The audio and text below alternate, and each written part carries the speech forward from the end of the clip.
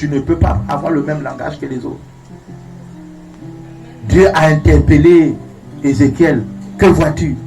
Ce que tu vois ne doit pas t'influencer. Oh non. Ce que tes yeux naturels voient ne doit pas t'influencer. Ce que tes yeux naturels voient ne doit pas t'influencer. Écoutez, je veux revenir. David a dit au roi, il y a Goliath là devant nous là.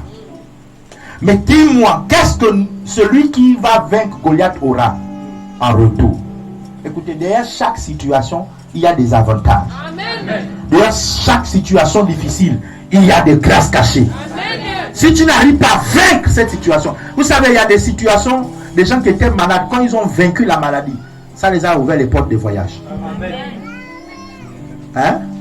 Vous voyez ça, non? Amen. Il y a des gens qui étaient infirmes.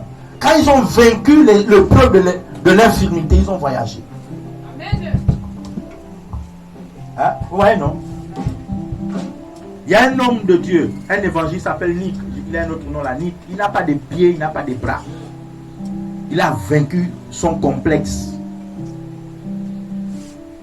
Et Dieu l'a rendu international. Amen. Hein? Amen. Pire de cas encore, pas de bras, pas de pieds. Il a montré que même pas de bras, pas de pieds, il peut se marier. Amen. Pas de bras, pas de pieds. Il a montré aux gens qu'il peut avoir des enfants. Amen. Parce qu'il a quoi? Il a vaincu son handicap. Amen. Est-ce que je parle à quelqu'un ce soir? Amen. Est-ce que je parle à quelqu'un ce soir? Amen. Alléluia. Amen. Si tu n'arrives pas à vaincre l'épreuve que devant toi, tu ne peux pas aller à des dimensions supérieures.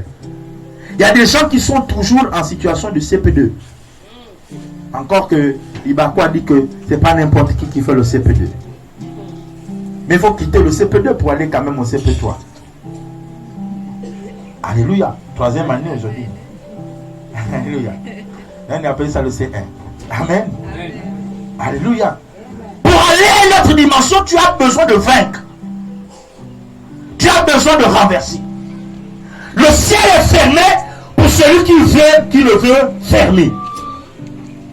Quand quelqu'un viendrait à parler sur ta vie pour dire c'est fini, ce n'est jamais fini. Regardez, je vais vous donner une autre pensée. Le diable sait que si le ciel est fermé, c'est qu'il n'y a plus de productivité pour vous. Donc le ciel devient pour vous comme du fer. Alléluia.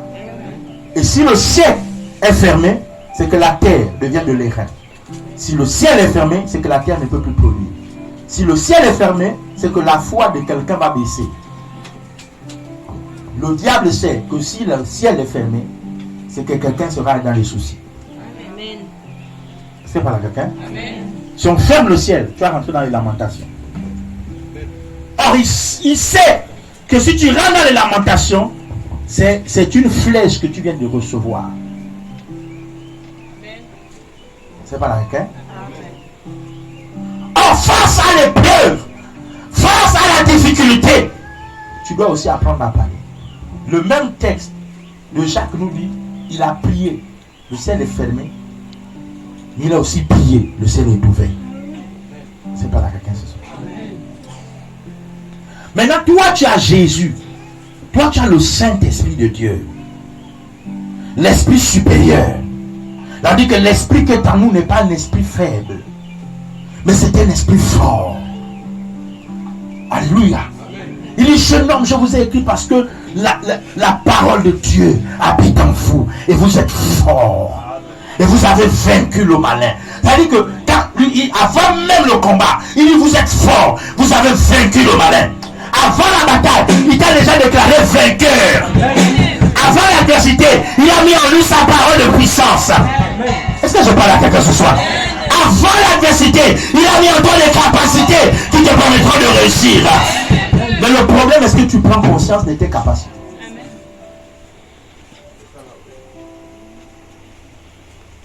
Il y a une vérité que le Saint-Esprit m'a enseignée. C'est dans le livre de Jean, chapitre 14, le verset 1. Vous savez, beaucoup quand ils se regardent, ils se méprisent. La façon que tu te regardes va déterminer ta montée comme ta descente.